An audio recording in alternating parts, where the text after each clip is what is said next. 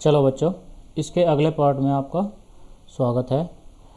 अगला चैप्टर है मानव नेत्र एवं रंग बिरंगा संसार। इससे जो भी इम्पोर्टेंट क्वेश्चंस है आओ उन पर डिस्कस करते हैं और उनको आपको मैं बताता हूँ। सबसे पहला जो क्वेश्चन है इसका एक न्यूमेरिकल है। ये कह रहा है कि 10 मीटर फोकसांतर वाले किसी अवतल लेंस, यानी कि अवतल लेंस है। अवतल लेंस होते ही हमें पता चल जाता है जो फोकस दूरी है वो माइनस की होगी। लेंस की अक्षमता ज्ञात करो। जो अक्षमता का सूत्र होता है बच्चों वो होता है P बराबर 1/f। और दूसरी बात ये होती है कि जो f है वो मीटर में होना चाहिए। यहाँ पे क्या दिया है, ये मीटर में ही है। f का मान हो गया -10 मीटर। इसका सूत्र है ये, इस सूत्र में इसको रख दो तो ये हो जाएगा बच्चों कितना, 1/10। ये हो गया -1/10। तो P निकालना हमें, तो P कितना हो जाएगा -10 डायोप्टर। चलो अब करते हैं इसका नेक्स्ट क्वेश्चन। ये कह रहा है कि दृष्टि दोष क्या है। अब हमें दृष्टि दोष के बारे में बताना है। यह कितने प्रकार का होता है और इसके प्रकार बताने हैं। जब किसी वस्तु का प्रतिबिंब आँख की रेटिना पर स्पष्ट रूप से नहीं बनता तो इस दोष को दृष्टि दोष कहते हैं। यानी कि जब भी प्रतिबिंब रेटिना पर ना बने तो उसे हम एक दोष कहते हैं, उस दोष को कहते हैं हम दृष्टि दोष। दृष्टि दोष मुख्यतः 3 प्रकार के होते हैं। दृष्टि दोष मुख्यतः 3 प्रकार के होते हैं। कौन कौन सा? नंबर 1 होता है निकट दृष्टि दोष। निकट दृष्टि दोष क्या होता है बच्चों? इसमें प्रतिबिंब रेटिना के पीछे बनता है, यानी कि रेटिना से पीछे बनेगा। इसमें दूर की वस्तु स्पष्ट, निकट की वस्तु स्पष्ट दिखाई नहीं देती। जो निकट की वस्तु होती है बच्चों वो स्पष्ट दिखाई नहीं देती। दूर की तो हमें साफ साफ दिखाई देती है, पर जो पास की होती है वो हमें नहीं दिखाई देती सही से। अगला है बच्चों दीर्घ दृष्टि दोष। इसे हम दूर दृष्टि दोष भी कहते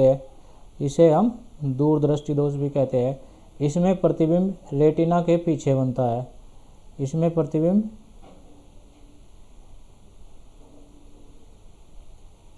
इसमें जो पहले था बच्चों निकट दृष्टि दोष, इसमें जो प्रतिबिंब है वो रेटिना के पहले बनता है, पीछे नहीं, पहले बनता है।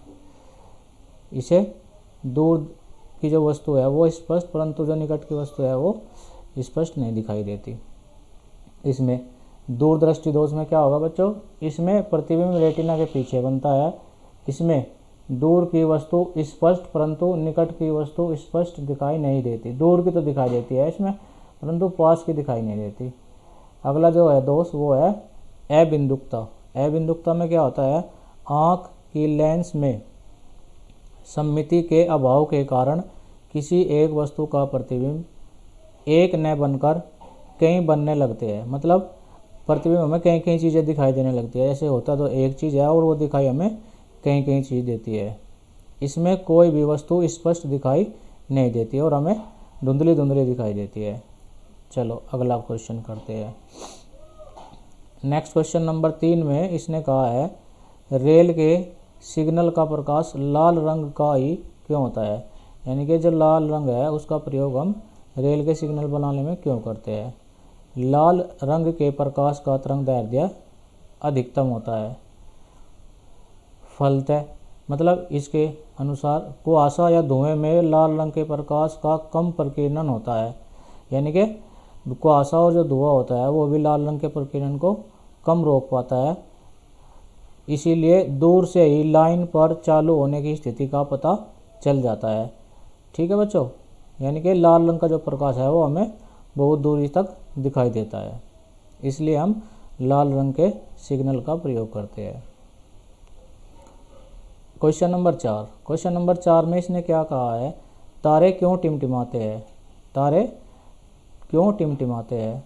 हवा की विभिन्न परतों में तापमान, यानी कि तापमान जो होता है वो अलग अलग होता है। इस कारण उसका घनत्व भी कम होता है। इसलिए तारों से आता प्रकाश इन वायु परतों में विभिन्न मात्रा में अपवर्तित होता रहता है। अतः इस कारण हमारे नेत्रों में तारे टिमटिमाते प्रतीत होते हैं। ठीक है बच्चों। नेक्स्ट क्वेश्चन, अगला क्वेश्चन में इसने कहा है किसी अंतरिक्ष यात्री को आकाश नीले की अपेक्षा काला क्यों प्रतीत होता है। अब इसने कहा है कि जो अंतरिक्ष यात्री है उसे आकाश नीले की अपेक्षा काला क्यों दिखाई देता है। अंतरिक्ष यात्री आकाश में उस ऊंचाई पर होते हैं जहां वायुमंडल नहीं होता और न ही वहां कोई प्रकीर्णन हो पाता है, इसलिए उन्हें आकाश नीला नहीं बल्कि काला प्रतीत होता है। ठीक है बच्चों। नेक्स्ट क्वेश्चन, जो अगला क्वेश्चन है वो है विद्युत धारा चैप्टर से। चलो इसका पहला क्वेश्चन देखते हैं। इसमें कहा है प्रतिरोध क्या है, इसका मान व मात्रक लिखिए। किसी धारावाही तार में आवेश के प्रवाह में जो रुकावट आती है उसे प्रतिरोध कहते हैं और इसका मात्रक ओम होता है। ओम को हम बच्चों इस सिंबल से भी लिखते हैं।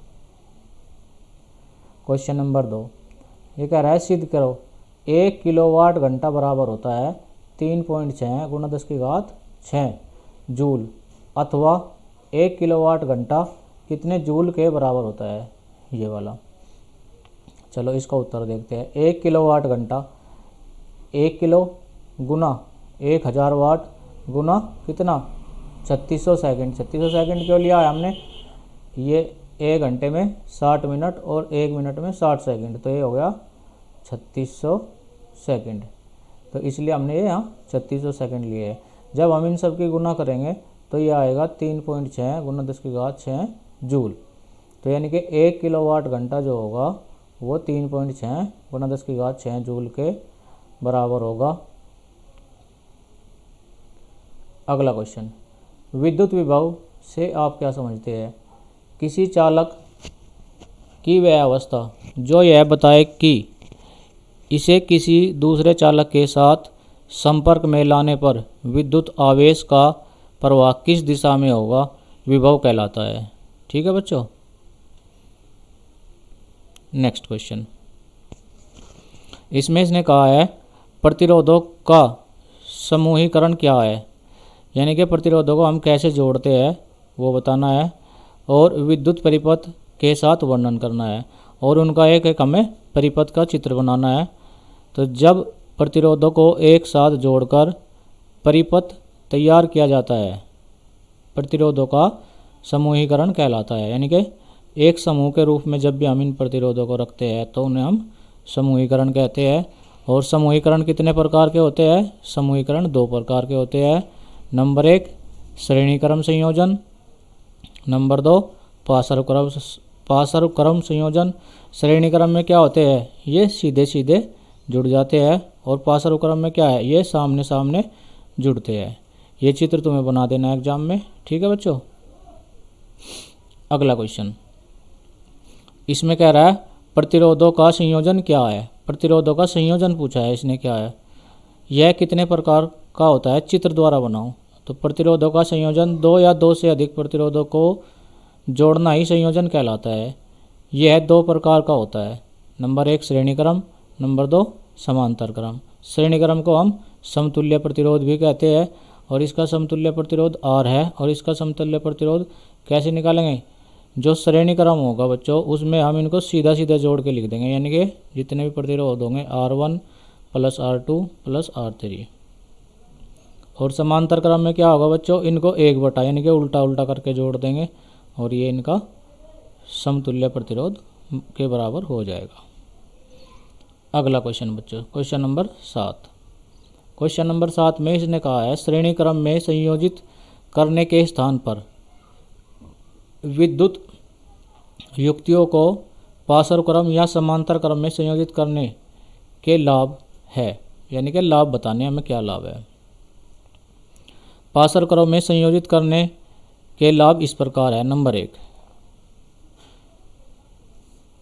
प्रतिरोधों को पार्श्व क्रम में जोड़ने से किसी भी चालक में स्विच की सहायता से विद्युत धारा स्वतंत्रता पूर्वक भेजी अथवा रोकी जा सकती है। ठीक है बच्चों।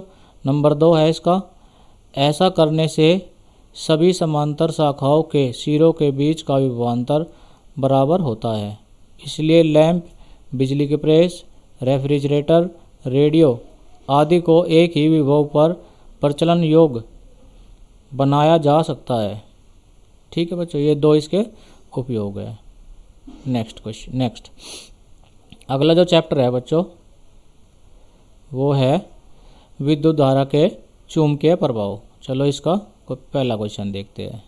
इसका फर्स्ट क्वेश्चन है विद्युत धारा क्या है, इसका मान एवं एसआई मात्रक लिखे। विद्युत धारा आवेश प्रवाह की दर, आवेश प्रवाह की समय के दर को विद्युत धारा कहते हैं।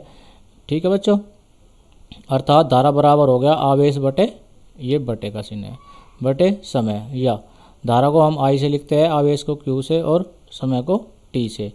ये सूत्र बन गया हमारा आई बराबर क्यू अपॉन टी, जहाँ पे क्या है, आई है विद्युत धारा, क्यू है आवेश और टी है समय। इसका एसआई मात्रक जो होता है बच्चों वो होता है एम्पियर। एम्पियर को हम ए से लिखते हैं।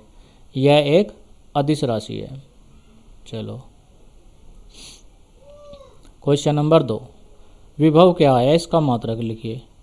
इकाई धनावेश को अनंत से, यानी कि कोई भी इकाई धनावेश है उसको अनंत से विद्युत क्षेत्र के किसी बिंदु तक, उसको किसी बिंदु तक मानते हैं, यहाँ पे अनंत है और यहाँ पे विद्युत क्षेत्र का कोई बिंदु है, ये अनंत से उसको इस बिंदु तक जो लाने में कार्य किया जाता है, जो कार्य किया जाता है वो विभव के बराबर होता है। लाने में जितना कार्य करना पड़ता है उसे उस बिंदु पर का विभव कहते हैं। इसका एसआई मात्रक वोल्ट होता है। यह एक अदिश राशि है।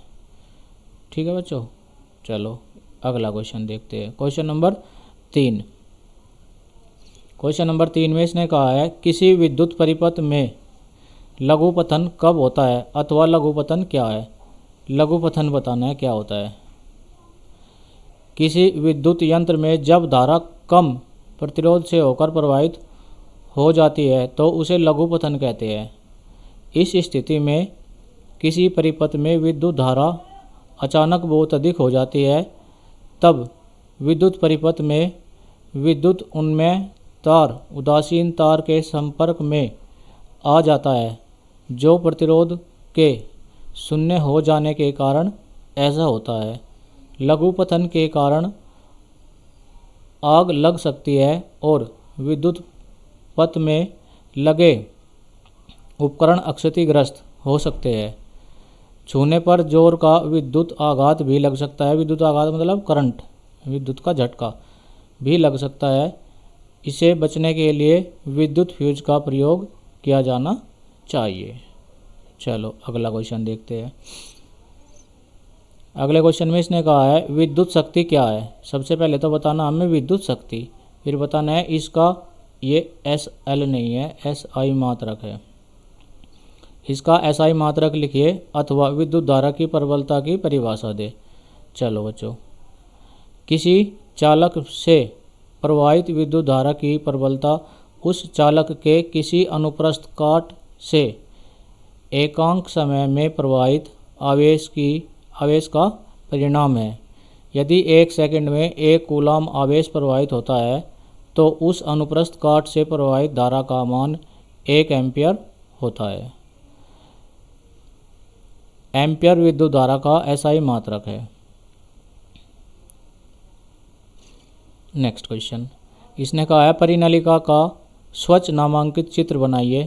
परिनलिका का एक स्वच्छ नामांकित चित्र इस प्रकार है। बच्चों ये आपको चित्र बना देना है एग्जाम में। ठीक है बच्चों, विद्युत आवेश क्या है, इसके कितने प्रकार है। तो विद्युत आवेश बताना है। विद्युत आवेश कण का वह गुण है जिसके कारण दूर से ही दो कण एक दूसरे पर आकर्षण या विकर्षण, विकर्षण मतलब प्रतिकर्षण करते हैं। यह आकर्षण एवं विकर्षण को हम प्रतिकर्षण भी कहते हैं, 2 तरह का होता है। विद्युत आवेश भी 2 तरह के, धनावेश या ऋणावेश। समान आवेशों में विकर्षण यानी कि जो समान आवेश होंगे जैसे प्लस और ये प्लस, ये क्या काम करेंगे, एक दूसरे को दूर दूर धकेलेंगे। अगर एक प्लस है और दूसरा माइनस है तो ये एक दूसरे की ओर खींचेंगे। ये इधर को इसको खींचेगा, ये इधर को इसको खींचेगा। ठीक है बच्चों। तो विद्युत आवेश दो प्रकार के हो गए, एक धनावेश एक ऋणावेश। समान प्रकार के एक दूसरे को प्रतिकर्षित यानी कि विकर्षण करेंगे और विपरीत प्रकार के एक दूसरे को आकर्षित करेंगे। नेक्स्ट क्वेश्चन, इसने कहा है फ्लेमिंग के दाएं हाथ का नियम बताना है। दाएं हाथ का नियम क्या है? अथवा विद्युत धारा के चुंबकीय प्रभाव से संबंधित दक्षिण हस्त अंगूठे का नियम लिखिए। तो ये नियम लिखना है बच्चों। ये चित्र अपने दिमाग में सेट कर लो। जो अंगूठा है ये तो चालक की दिशा बताता है, और जो ये उंगली है ये चुंबकीय क्षेत्र बताता है, और जो ये वाली उंगली है ये प्रेरित धारा बताती है। इसके बारे में लिख देना, फ्लेमिंग के दाएं हाथ के नियम से चुंबकीय क्षेत्र के लंबवत गतिमान चालक में प्रेरित विद्युत धारा की दिशा ज्ञात की जाती है। इस नियम के अनुसार यदि हम दाएं हाथ के अंगूठे यानी कि अंगूठे को, इसको दाएं हाथ के अंगूठे तथा इसके पास वाली उंगली को एक साथ इस प्रकार फैलाए कि तीनों परस्पर एक दूसरे के लंबवत हो। ये तीनों के तीनों क्या है, एक दूसरे के लंबवत है। तब यदि पहली उंगली चुंबकीय क्षेत्र की दिशा को तथा अंगूठा चालक की दिशा को प्रदर्शित करे तो पिछली उंगली चालक की में प्रेरित विद्युत धारा की दिशा की ओर संकेत करेगी या करती है। इसको दिमाग में सेट कर लो और ये चित्र बना लो अपने दिमाग में, ये बनाना है आपको। अगला क्वेश्चन बच्चों, क्वेश्चन नंबर 10 में इसने कहा है चालक का प्रतिरोध किन किन बातों पर निर्भर करता है। यानी कि जो प्रतिरोध होता है वो किस किस बात पर निर्भर करेगा। चालक की प्रकृति पर, कुछ चालक पदार्थ में प्रतिरोधक क्षमता अधिक होती है, यानी कि जो कुछ पदार्थ होते हैं उनमें प्रतिरोधक क्षमता अधिक होती है और कुछ में कम होती है। जैसे तांबे में लोहे की अपेक्षा कम प्रतिरोधक क्षमता है, यानी कि तांबे की प्रतिरोधक क्षमता कम है और लोहे की अधिक है। चालक की लंबाई बढ़ने पर प्रतिरोध का मान बढ़ता और घटता और घटने से घटता है। यानी कि अगर लंबाई हमने बढ़ा दी, किसी भी चालक की लंबाई हमने ये ली और दूसरे चालक की, इसी चालक की हमने ये ली, तो यहाँ पे प्रतिरोध ज़्यादा हो जाएगा यानी कि अधिक हो जाएगा, मोर, और यहाँ पे लेस, यहाँ पे कम हो जाएगा। चालक की मोटाई पर चालक का प्रतिरोध उसकी मोटाई के व्युत्क्रमानुपाती होता है। यानी कि चालक जितना मोटा होगा उसका प्रतिरोध क्या होगा, उतना ही कम होगा, और जितना पतला होगा उतना ही अधिक होगा। ताप पर, ताप बढ़ने से चालक का प्रतिरोध बढ़ता है। जैसे जैसे चालक गर्म होगा वैसे वैसे उसका प्रतिरोध बढ़ जाएगा। अगला क्वेश्चन बच्चों, प्रतिरोध क्या है, इसका SI मात्रक हम पहले भी बता चुके हैं। किसी चालक का वह गुण जिसके कारण विद्युत धारा के प्रवाह का विरोध करता है, इस गुण को प्रतिरोध कहते हैं। विभवांतर अपोन धारा, विभवांतर के बटे धारा प्रतिरोध कहलाती है। यानी कि R बराबर हो गया V/I,